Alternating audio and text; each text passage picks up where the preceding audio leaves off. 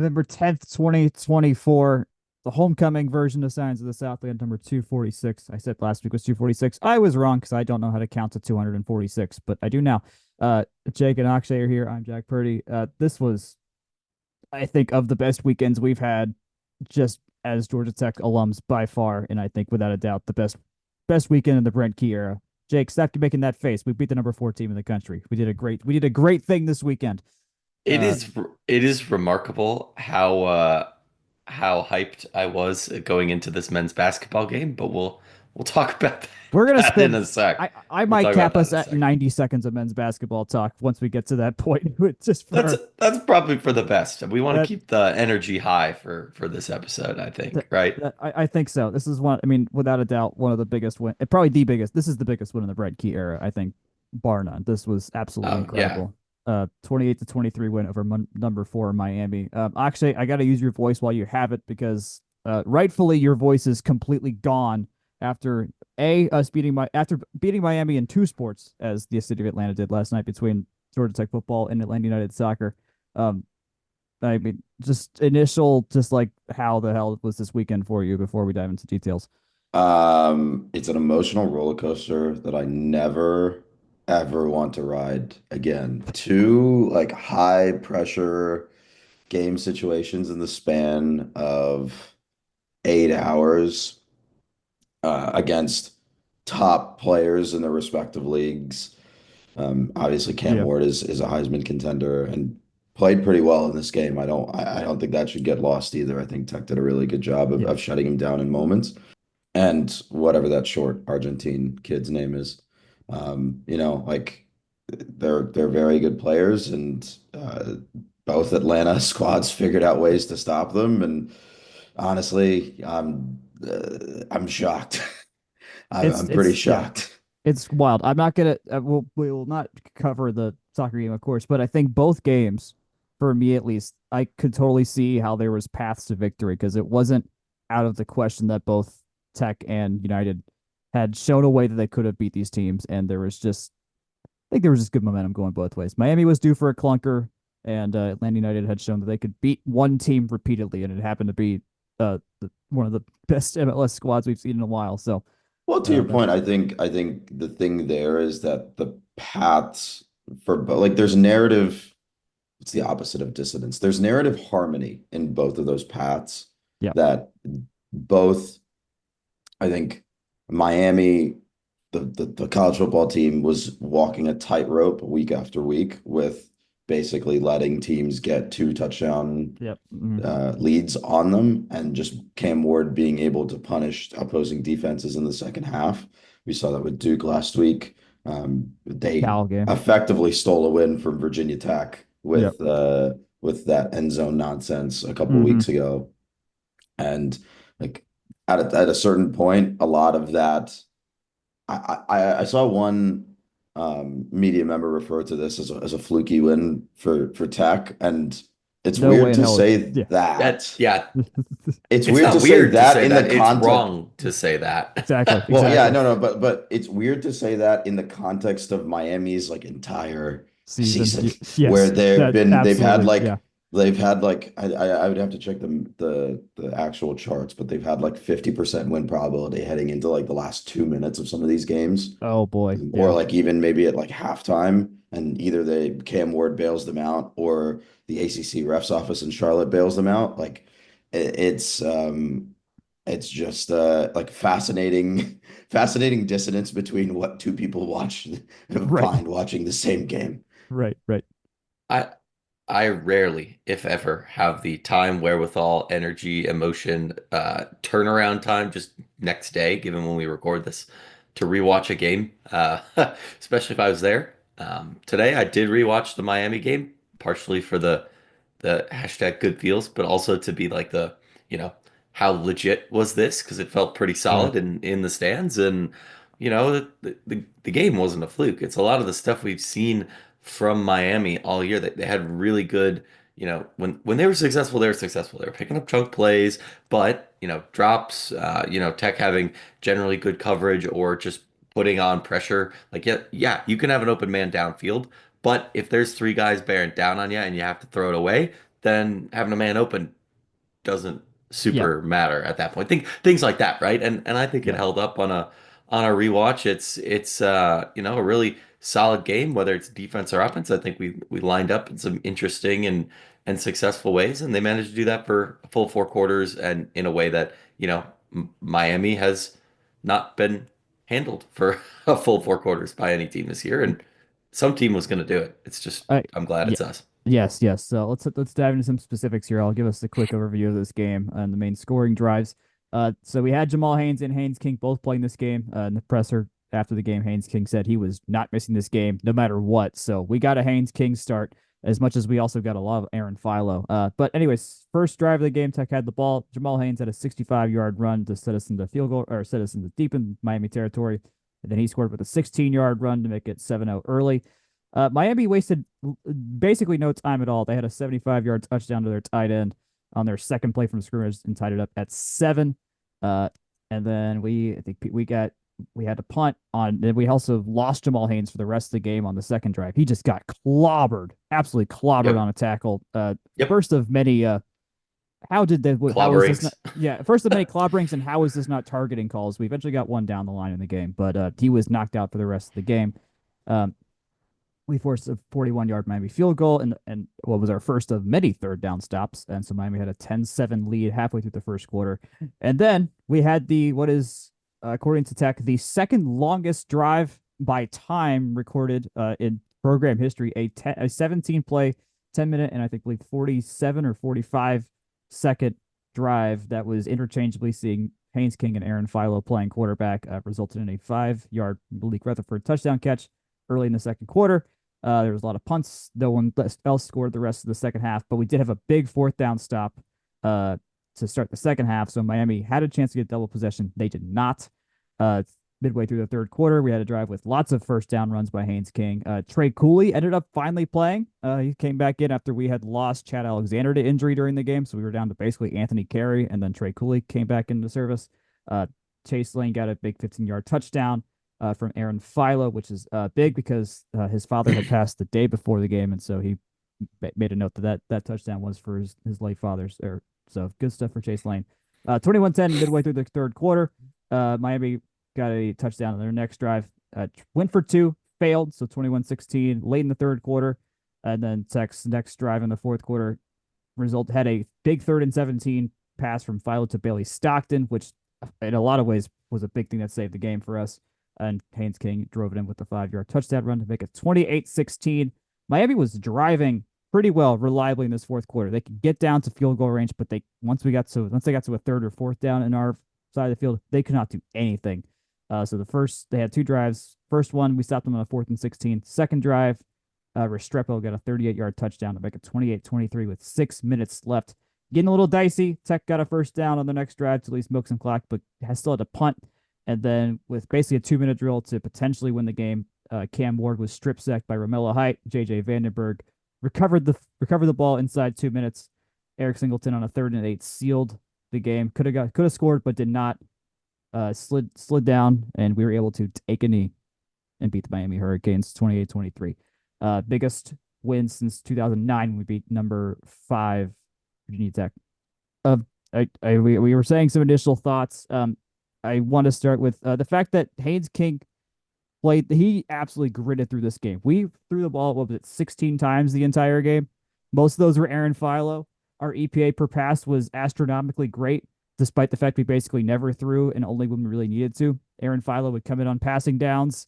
Haynes King pretty much just threw checkdowns or quick stuff. But otherwise, Oh, like kind of let's be just clear, Haynes King could not turn at the waist. Like no, every single throw was just all arm and elbow. Like yeah, he had no mobility. He had no upper body mobility. And it was very, very obvious in this game to me watching from the stands, and I'm sure to Miami's defensive coordinator and defensive staff that like when Philo was coming in, the probability of a pass was probably more obvious yeah, and or a designed running back run rather than the option game. yeah, Because it yeah, wasn't that often that Tech would send Philo out there and either not just do a direct run to Carey or Alexander, or and with Haynes, it was always a some sort of read option, and he got stuffed on that a couple times, right? It Yeah. was obviously it's an upper body injury. The point of discomfort is not in his legs. So yes, he can run, but like at a certain point in this game, I felt like he's he's taken a lot of like Mickey Mouse hits that they're really, really digging into him Yeah. and like I mean, credit to him for wanting to play this game.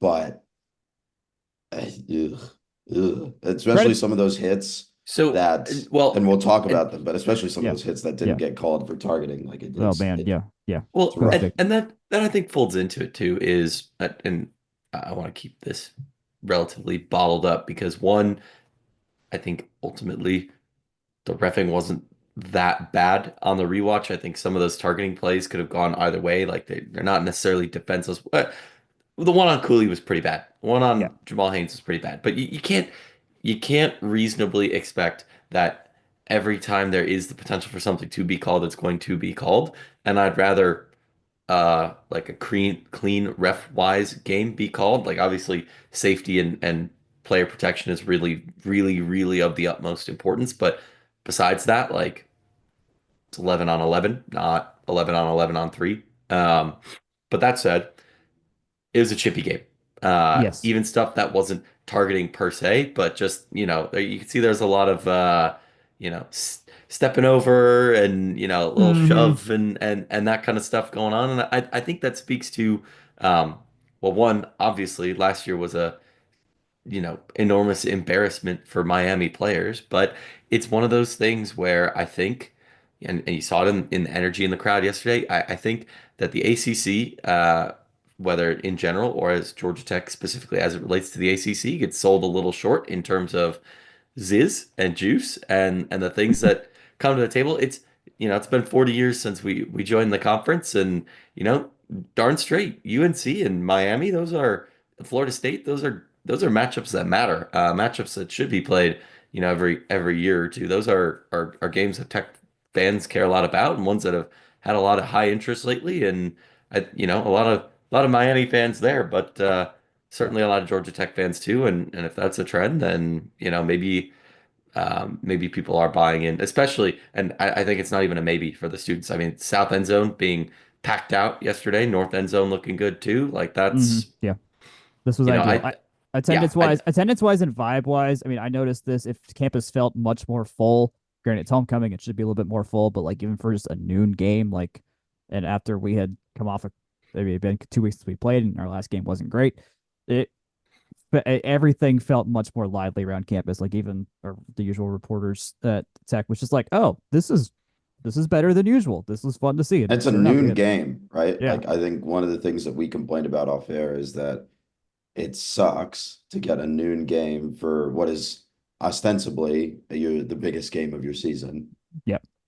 Both from a literal, hey, this is the number 4 team in the country, and also this is homecoming, which is a massive event for Hmm. your university. And so that sucks, and that it's Yeah. it's whatever. The ACC office is whatever, but it's This is but ESPN. for What are you what it's gonna do? Yeah. worth, like you said, great crowd. Jack, I don't know if you 47,000. remember this off of the top of your head, but what is the adjusted capacity without that chunk of the upper north? 51,000. We were at Yeah, so that's 47,358 what I for was this gonna game. run. Just really like napkin math here. That's 92% capacity utilization, and that sounds right to me, just based on Yeah. what I saw with my eyes. I like for context, I think the last time we ran those capacity utilization numbers was pre-Jeff Collins, and we were sitting somewhere in the 80%. I Yeah. think the last couple of years it's been somewhere in the 60s to 70s, and also you have the nature of like you have the tickets sold versus tickets actual butts and seating. But all of that to say, I think this goes back to our point in that if you build this product, you build this atmosphere, if you build it, they will come, right? And Right. if you build it, they will come repeatedly. I think Yes. this is one Yes. of those moments, this is one of those platform foundational moments where that happens. Yeah. I see your point. So the Tech did release a note. This was the largest attendance for an ACC game at Bobby Dodd, so not counting the Georgia games, since November 10, 2018. Also against Miami. Also a game that made us bowl eligible. There were 48,200 people at that game. So very similar, very similar. Sounds familiar. Well, I If mean, Well, I mean, if we were you there. well, if you I know guys we were there. Yeah, it was our both of if our you guys give me timelines. So like 2 seconds, I will have the actual capacity utilization because we keep those numbers in house for that us. is true. That is Uh, true. I'll well here. last year Yeah, we averaged 43,312 per game. Year before that, 47.7. So that 2022, 2023 gets boosted a little bit because I did mix in away games because I forgot to mm, filter those out. But if you want to keep looking at like an average aggregate number, we haven't been peaking at an average above 50K since 2017, 2016. So, that's it's a decidedly upward trend. I think there was a lot more orange and green than you might expect, especially if you sure. watch their Yeah, home games. I'll get that dig in, but like their money yeah. counts too, and it It. contributed to the atmosphere, which Yep. on the rewatch, again, I'll reference this again, the band crowd, just sights and sounds type stuff, I think absolutely translated. Either Yep. their mic and stuff different or the extra 4K or whatnot makes a noticeable difference because I thought Something. Yeah. the vibes were certainly high on the rewatch too. I was To that getting point, texts about the sounds from people watching on TV as well, so it definitely translated. to that point too, um, there's a moment probably middle to late in the fourth quarter. Maybe this was in sometime in the third quarter after one of those sacks of Cam Ward and Miami going 3-and-out, but where they start blaring swag surfing over the PA and Yep. the entire both end zones Hmm. are moving in just a mass of It was people and perfect. It was perfect. Yeah. that moment is, I think, where you say, okay, this is We're this dialed is the in. type of atmosphere Yeah. that you want for this game, and this is the type of atmosphere that makes repeat customers. Because if you're seeing that on TV, if you're seeing that, if you're in it, right, you see the Yeah. highlight later, and then you're on the field later, which we'll get to. Because surprisingly, we haven't actually talked about this game. We've just talked about vibes Yeah, for we the gotta talk last about 20 football. We gotta minutes. talk about some football eventually. Yeah.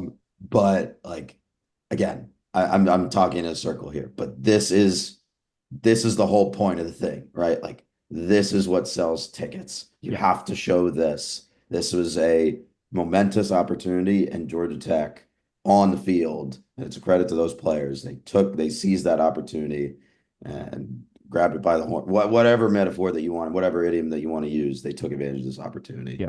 and it worked out really well. On the actual football itself, this was a game with lots of motion. This is a game where Buster Faulkner was once again deep in his bag. There is a saying where if you have two quarterbacks, you don't have any quarterbacks. We had two quarterbacks in this game, and we just legit had two quarterbacks. It was a 1+1 = 2 situation instead of a 1+1 = 0 situation somehow. But it I worked would out. say that we had two halves, to be fair. One, Yeah, We yeah, did. I would not say that this was a, It was a what? It they're was both more than one. 110%. I They think it was they complemented each other well where they needed to, not they a they're both, Cam Ward. yeah. You Well, know. no, can't. Well, and also Cam Ward did not look amazing. That dude, missing throw. He missed some critical throws in this game.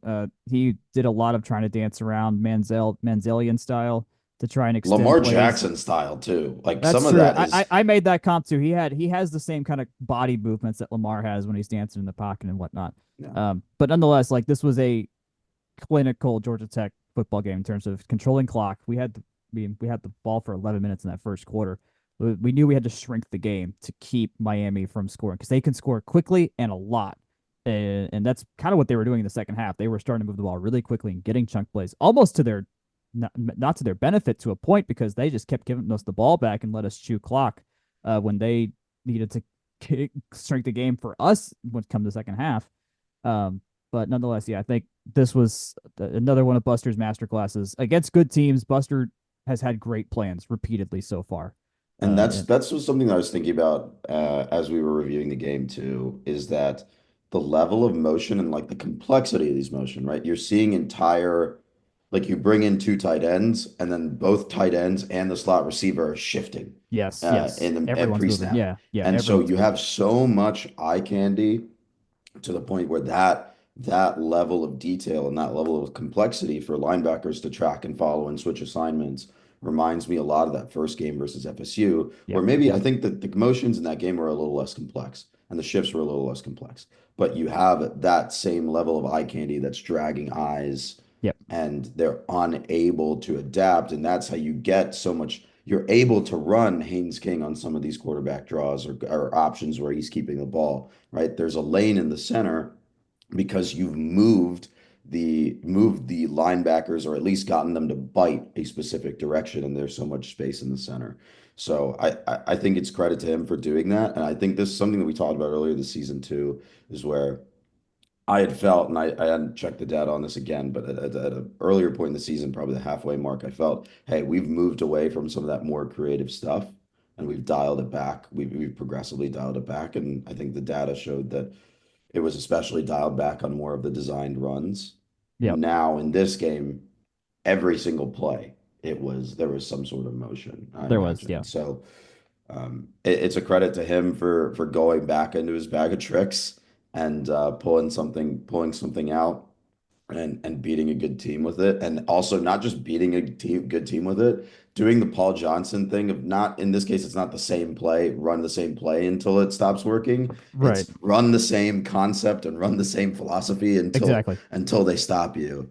And And to be clear, like Miami's defense has not been amazing. They were the number 14 per the college football playoff, but to read off the number of points they've allowed to I'm just in air quotes legitimate teams, so people that aren't Florida State. 34, 38, 45, and 31 points allowed in their last five legit ACC games. They have scored no fewer than 36 in those games, though. And so their 23 points scored yesterday was their fewest they have scored all year by math, the number of points. Miami, 0 sacks all game. Granted, we only threw the ball 16 times, and usually we're getting the ball out pretty quickly. They had 6 tackles for losses. Tech had 3 sacks, one by Kyle Eford, who playing hurt. He got hurt on that one sack that he did have as well, sadly. So he wasn't in the game all that much. So we saw a lot more EJ Lightsey again. He had a career high 6 tackles. Romello Height had that big tackle for the strip sack at the end of the game. And then Thomas Gore and Trinilius Tatum also had half a sack each. So defensively, I mean, Cam Ward had his own mistakes, had his own decision making that wasn't great. There was some play calling that I think was weird, especially on that fourth down pass that we saw where he was rolling out against his body to make a completion and just no one was open. Just stuff there that was a little confusing. But this wasn't the Georgia Tech defense we're used to seeing, which is one that's like, okay, we can almost spot a team too many points. We have to make a full offensive effort. This was okay. No, they were making things happen. We were without Warren Burrell at cornerback, but that mostly wasn't a big issue. They were able to get some guys. They have some speedsters on this team, that's for sure. These guys could get open fast, and so getting to Cam Ward was a big deal in this game. I think that's partially why they played Singleton in the backfield jet sweep motion type stuff. A decent Yeah, chunk is yeah, you got the fastest guy basically in the state. mm-hmm. Use him. If Yeah, Miami's going to be fast, and I think that worked out very, very well. So yeah. Omar Daniels, Mari Harvey led the team with 8 tackles each. So the tackling was definitely there. Clock management, I know I mentioned it, but to give the specific times on that, I had it for 11 minutes in the first half. We had it for 34 minutes throughout the game, 25 minutes for Miami. So in terms of like shrinking the game, giving us control, that was everything we had to do, and then some on that front. Which, I will offer one counterpoint on this yeah, because this had me not it had me very upset at the end of the second half. But to how the are point you of clock upset at management. the end of the second half? yeah. Hold End on of a the first second. half. End That's of the second that's quarter. my Hold on, question. hold on, hold on. Second quarter, first half. I got the two mixed up. Sorry, the Yes, yeah, yeah. voices. Both you can hear the exhaustion in my voice and in my brain. But at the end of the second quarter, that sequence where uh, Tech gets the ball back, Haynes King rips off probably a 20, 30-yard run and gets out of bounds to stop the clock. Tech has about, I think, something like 45 seconds left on the clock. Yeah. runs two plays up, runs a play up the middle, run up the middle, is forced to take its final timeout, and then does the same thing again, and then goes to the Yeah. half, Yeah. is not a That was weird. sparkling example of game management That in was that weird. moment. I immediately I was talking with some folks in the break in the hangout area, I guess to call it, in the press box at half to some of the media members, and the general consensus was just like they just wanted to keep the half time lead. To which my counter was, well, you have Aaron Philo, who we know can throw 60 yards in the air, so just throw it to the end zone in that case and just hope for the best. But I mean, But also to that point, then why take that timeout?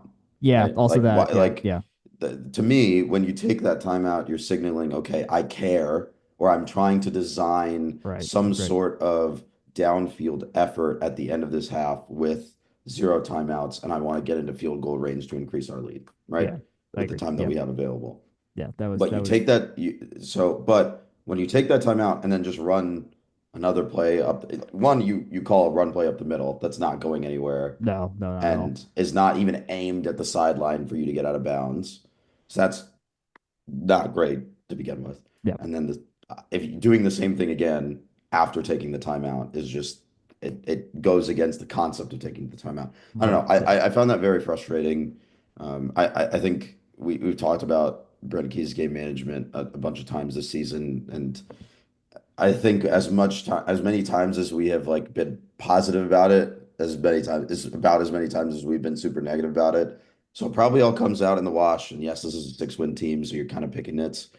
But I don't know. Like that, this is just another, I guess, like Miami had a mark weird, in that book yeah, for me. Miami had a weird timeout called in the second half as well that cut them to two timeouts early in the second half, which I think Uh, was, that was pretty late. That was right around the 2 minute warning. oh, that's And right, I think Yeah, but it it was a came out timeout. on a clock no, stoppage. no, but that's the thing too. I'm 99.9% sure they had to have seen something that was, hey, Tech's gonna fake it. Hey, Tech's lined up in a Oh, weird way. sure, yeah, I don't yeah, necessarily hate that. If you think the alternative is Georgia Tech, then getting the ball, new set or keeping the ball, fresh right, set of right, downs, ice the game.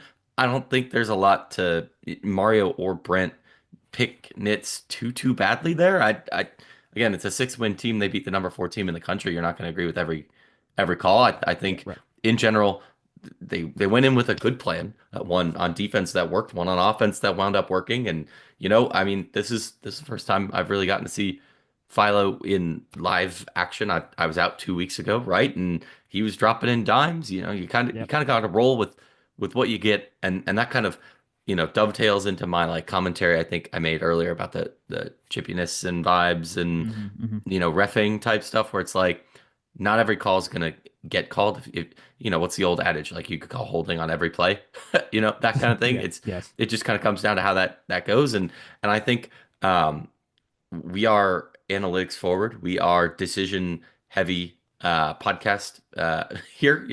We want Yep. coaches to be forward thinking and game plan wise and clock management wise. And I I don't ding them for how they spent their timeouts in the same way that I think it was bold of Mario Cristobal to go for it on fourth as many times as he did. There was one where they could have settled for three from the Tech, I think 23 Yeah, it earlier in was the game. close. Yeah, Maybe yeah. that makes the end look a little bit different. You don't have to go for it on fourth another time, but I mean, actually, you could probably run the actual numbers, but my brain numbers say that was a good go, especially with how the game was playing out. And you want to keep your offense on the field and in a rhythm. And I don't Yeah, think other than maybe one drive, maybe two, we ever saw them truly get into a rhythm on offense, and yeah.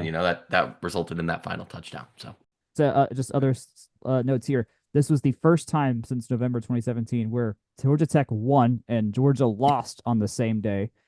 Former Georgia Tech pitcher Ben King then asked us on Twitter, when was the last time we beat a top five team on the same day that Georgia lost? This has happened before. It was in 2000. We beat Clemson and Georgia lost to Florida, who was also ranked that day. I think it was in an October day.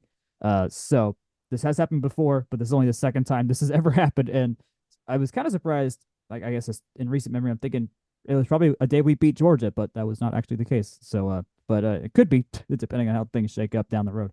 And then Brent Key against ranked teams. He's 6-1 against ranked ACC teams. This trend keeps continuing. We also have the most wins in FBS against the spread since Brent Key became our head coach. This team overperforms against great teams every day, and for the most part, this year has done better against teams that we probably should be. We're not. The embarrassing games are mostly because of injuries or a couple bad play calls dating back to Louisville and Syracuse and stuff like that. But nonetheless, uh, Brent's living up to the occasion of resuscitating this program in a big way. Okay, advanced stats notes. I want to wrap that a little bow on that too. And Okay, again, with a little bit of, hey, Jake didn't watch the Virginia Tech game, but he knows what road games in Blacksburg with injured rosters kind of entail. The only game where Tech has looked at a depth for significant stretches this year, I'd say, is Syracuse, and that was a right. really long time ago. On a rest and tape disadvantage. I think the Yeah, teams looked everything. really Yeah, solid. And yeah. if you'd have said, again, at the beginning of the year, hey, 10 games in, you guys will be bowl bound, top six in a 17 team conference, and with 2 games still to play and a lot left to play for, if you will. I think, eh, this is you don't pop the champagne.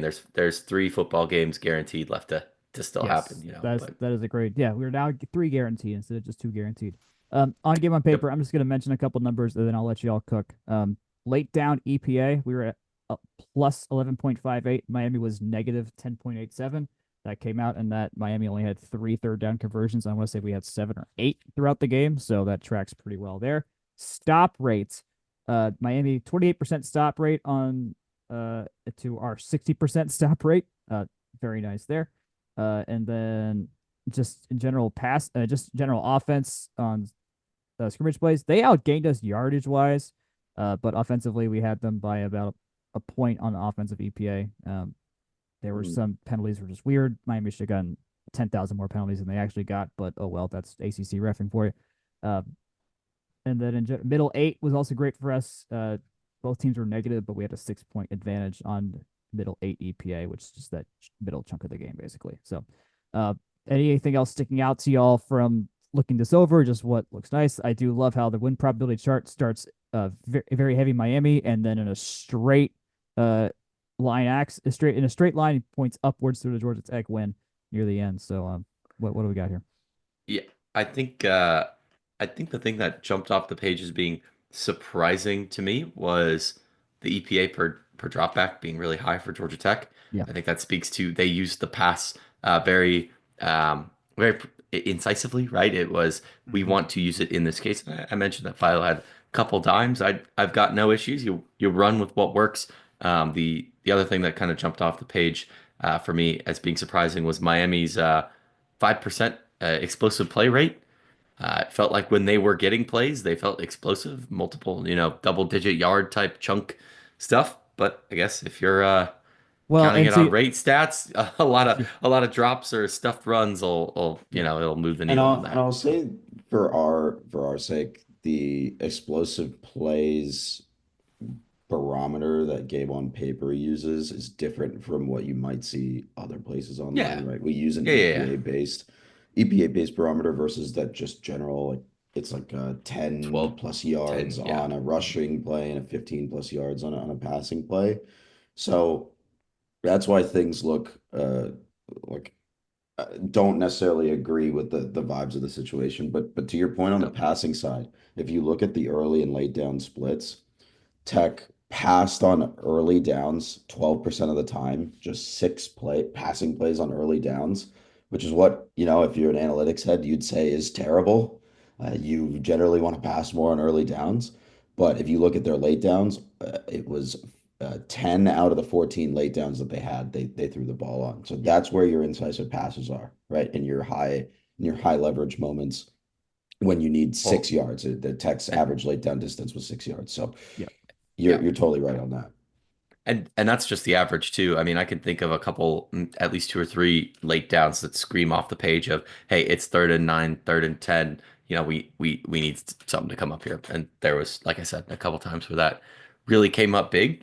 Georgia Tech wasn't scoring on every drive, but they were methodical. They were pretty consistent. They held the ball a really long time, and 7 points per quarter for 4 straight quarters. If you got a competent defense, put you in a pretty good general It'll work. spot, and It'll and it work. Yeah. did. It And did. So. on that early down stuff, like didn't throw as much. We were definitely running to set up the throw. We were a negative EPA at early downs throughout the game. Like our success rate was on early downs was 38% to Miami's 55%. But again, we were so good on late downs, we were able to create ways to milk clock while Miami just sprinted down the field, Oregon style, Chip Kelly Oregon style, basically, and their defense would come back on the field really soon. So, I would that also add that I think some of those early down numbers are getting pulled down by the two kneels, which that oh, removes true, should yeah. remove because the kneels, because they're in their first and second and goal, Oh, that's a are good point. costing the team about -5 EPA. So it looks a lot better if you toss the kneels out. Got it. Okay, Um, that checks out. but But all that being said, like you can clearly see, like I think Yeah, you're what right. we've been saying, and it kind of to put a bow on it, is that that Tech te effectively telegraphed when they were going to pass and when they were Yeah. going to run, both by quarterback usage and by timing, right? The Yep, downs.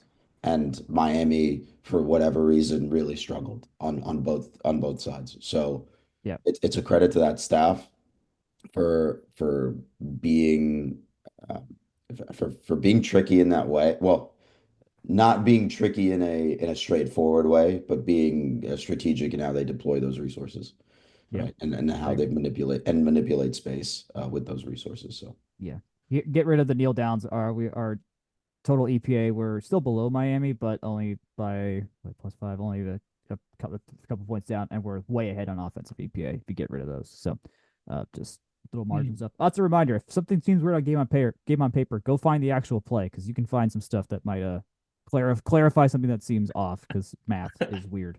Uh, but Go anyways, if you see something that looks off on game on paper, wander around Georgia Tech sporting events until you find one of us and so yell at us in we'll be there person. to explain it. I'll play with you for you that. can always send your complaints to @38 Godfrey on Blue Sky. Anyways, the post game celebration was also quite monumental, as of course the field was stormed as appropriately done. So the goalposts were not taken down by the students. They were, I mean, seconds after the second Yeah. kneel down happened. Staff was taking the goalpost down. I don't think we have like one of those retractable things like that No, we Clemson do. We has. do. We Is it do. okay? Okay, They I couldn't did. It tell. went chunk and It boom. definitely okay. It did look like that. I couldn't tell if they just had like a. Anyways, so they took them down to basically just keep people from climbing on them, which good move. Um, One goalpost did get fully disassembled, crossbar and two high beams. One high beam did make it out of the stadium. One did not make it out of the stadium. The crossbar picture that we posted online that my friend Taylor Gray took has made its rounds, and it is just one of the coolest pictures I think we've seen in a long time from Tech.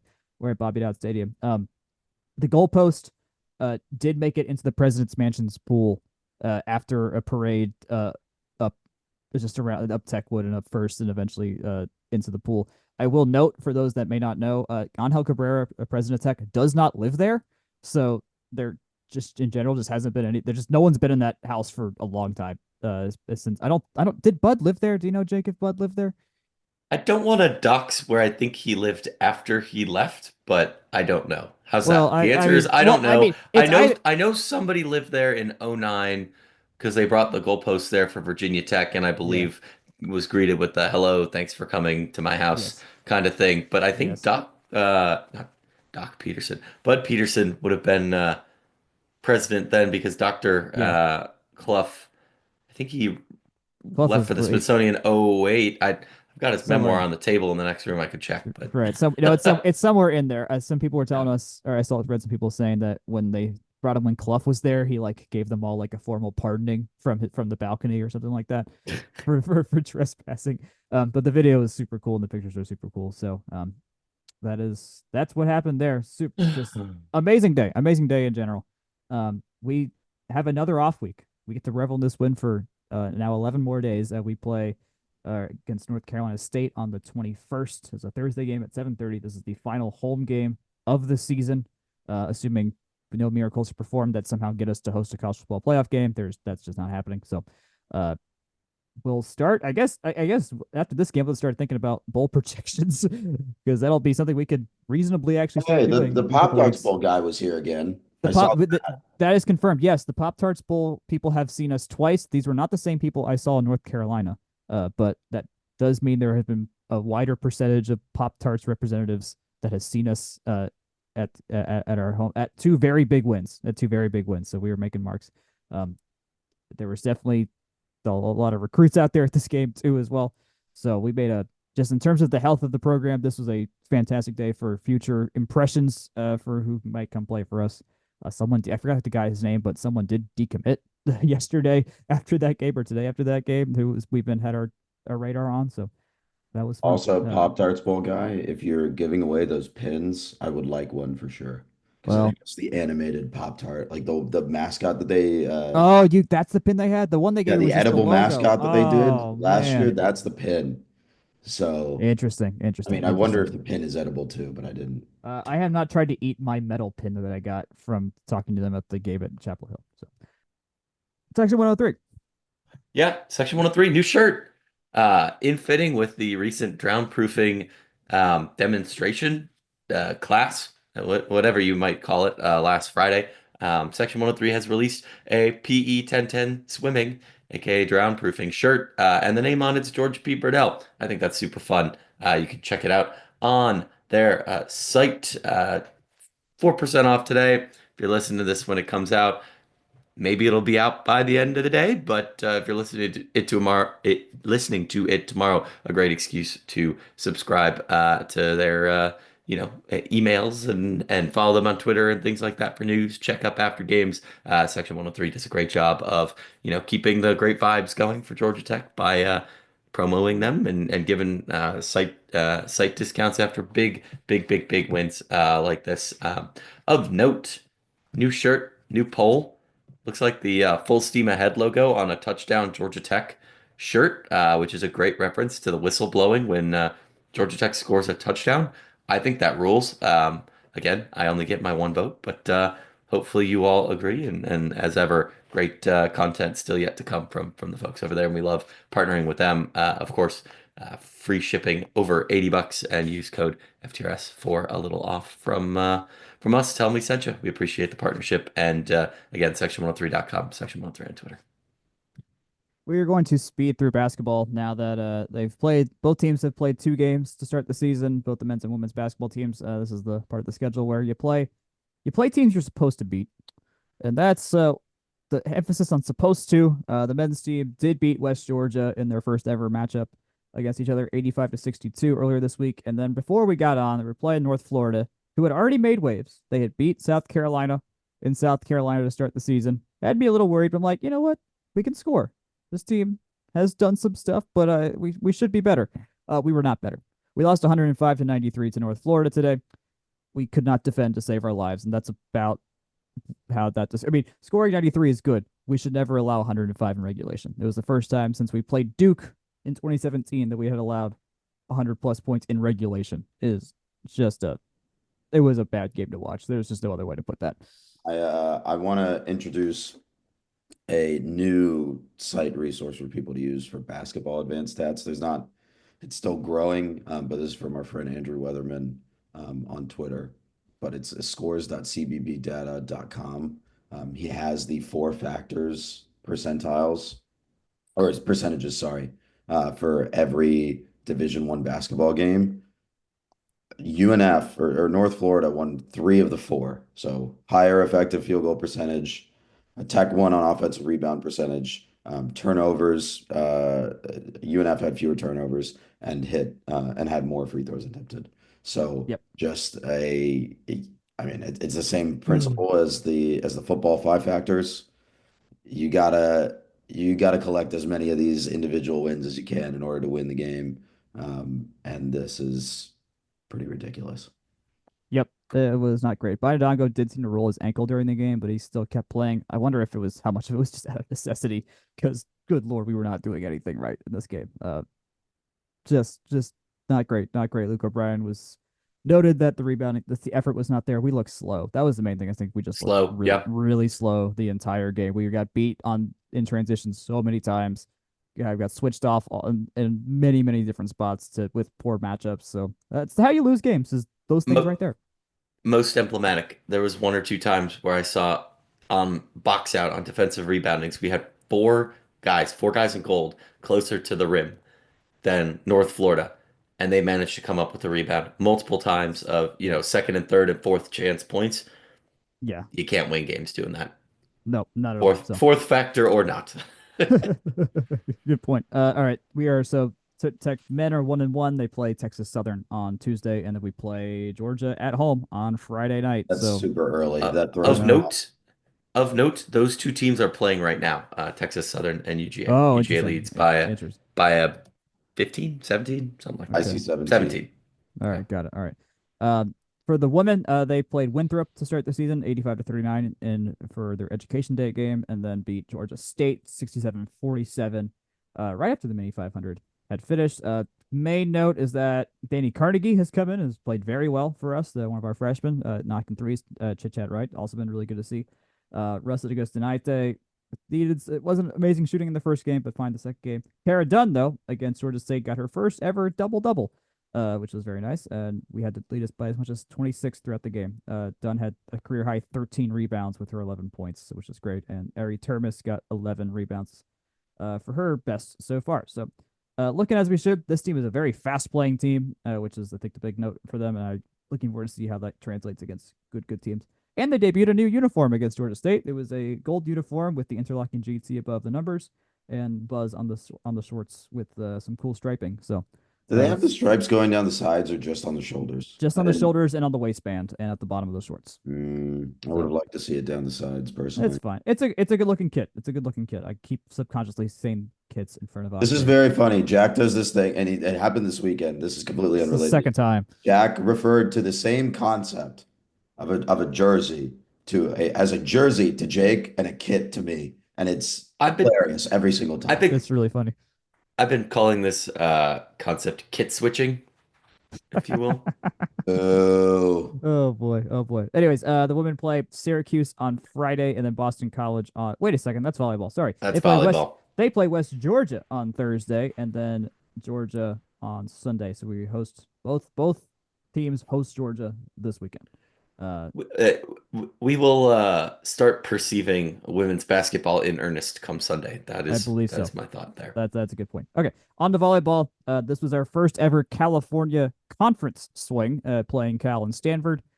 Played Cal on Friday night. Won 3-0. This was the Larissa Mendez return game, which is good to see her back out there. Won the third set very decisively, like 25-12 or something like that. After some close first couple sets. And then it was a very standard win, nothing too much there. And then we played Stanford, the number 6 team in the country, the team we had been warning everyone that listens to this segment about ever since the conference changed that this was going to be a problem for us. And boy, was it a problem for us. I don't really want to repeat the scores, but I will just for posterity. 25-9 in set one, 25-17 in set two, 25-12 in set three that we lost in I all of mean, them. this is Was just like a repeated theme that this is a top 20 team, but not a top 10 team. Exactly. It this played exactly how the Pitt game played earlier this year. We're just like, okay, we are out of our league. Sometimes we can make Louisville think, and we did make them think this year, but Stanford we did not. So, and we get to play them again at home later this month. So tennis though had themselves, especially the women's team had themselves a good week. Jake, I imagine you've got the call here. Yeah, just kind of high level in this because as ever in the fall, there's a lot of um, different draws going on all at the same time. Hunter Cruz, Given Roach, they did play in the main draw semis. Today, they played. Oh gosh, Jack, we had it up earlier, and I Oh, forgot I to did. put They it won. They into are the they notes. are they're They champs. They're won. Southeast Yeah, Regional champs for ITAs. Yes. in doubles, yes. They were able to pick off UJ in their own building, and that's a very strong program. Yes. So Yes. no complaints about that at all in terms of some other stuff going on. They did auto qualify there. Kate Sharapura was active in singles and ITA sectionals as well. I believe that was in the main round semis. But don't quote me on that. It might have been consolation just because I can't remember if she lost early or not. But it came on the heels of a very busy day. I do want to highlight that, Saturday, Friday, you play a lot of tennis, but to pull out a 7-5, 6-2 win in the quarters after a long 6-2, 2-6, 7-5 win in the round of 16 and playing with Scarlett Nicholson in doubles quarters, I think consolation quarters, but a 2-6, 6-3, 10-7 win. That's a lot of tennis. So just pretty emblematic of stuff that's going on as well. Do we want to touch on the men too, Jack, while we're at it? Just a little bit. Yeah, be quick. Yep. We got Gianluca Carlini made it through to the quarters in singles consolations in ITA Sectionals. Lost 6-4, 6-4 to Ryan Colby of Georgia. There were also a couple of gents down at the Battle on the Beach in Destin. Not too much to report there, though. Yeah, it looks like that was the B squad that was down there between Ballard and Yep. Demuth. So not too much Mhm. there. And then lastly, club hockey. Jake, I'll let you take this one since you understand this far better than I do.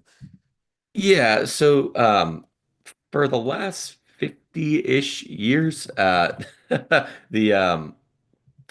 the Georgia Tech ecosystem of sports has been unaligned from the ACC, even though the ACC-HL is not affiliated with the Atlantic Coast Conference.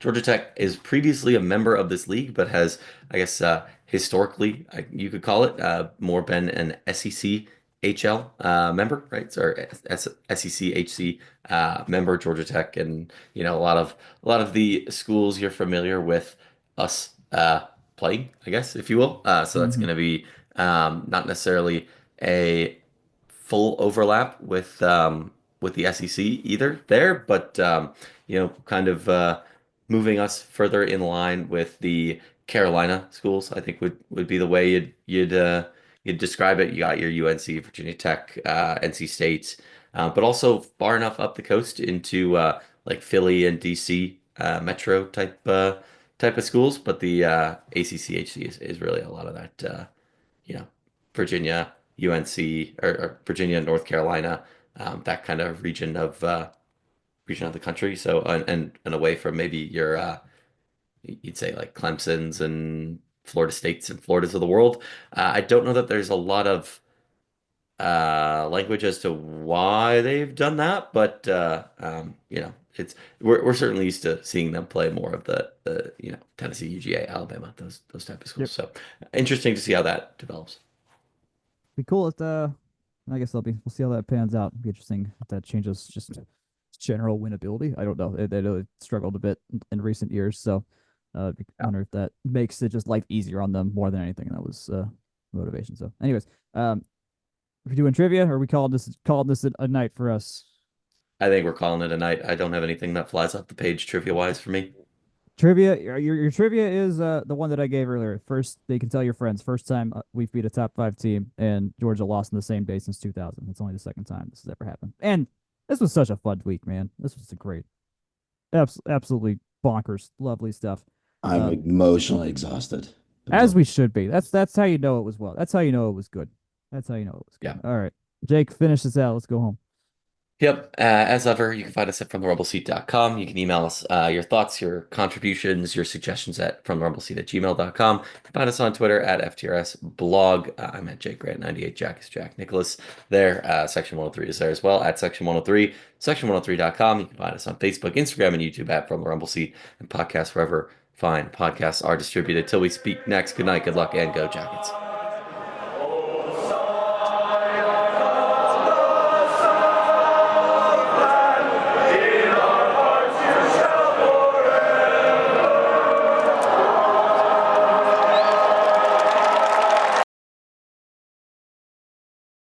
Nonetheless, all right. Any final thoughts on this game before we move on to other sports? I didn't think I said this on homecoming earlier. Rec Parade was really nice this year. I feel like there were Oh yeah, yeah, more yeah. contraptions than usual, and I Contraptions were really, good. Yeah. really do appreciate the all I think they're up to like 6 or 7 of the like design build type Yep. Yep. cars that went through a bunch of art and dance and song as well. Like the more the merrier there. I mean, you're going to a Yeah. parade, might as well let it last an Yeah, it hour or was so. it was about You know. 45 minutes, I want to say, when it was all said and done. I think Yep. didn't one of the like car clubs burn out their car or something That was at the end? extremely Yeah. funny because they That kept Yeah. was revving it the entire way down, and it was like the it's very loud. It's cycling very loud. club guy at Mini 500 that flipped off the crowd, and we can cut this later, but he flipped off the crowd that was booing him for having an extremely modded trike on the way down. I forget what street that is in front of Beta and Fidel. Fourth.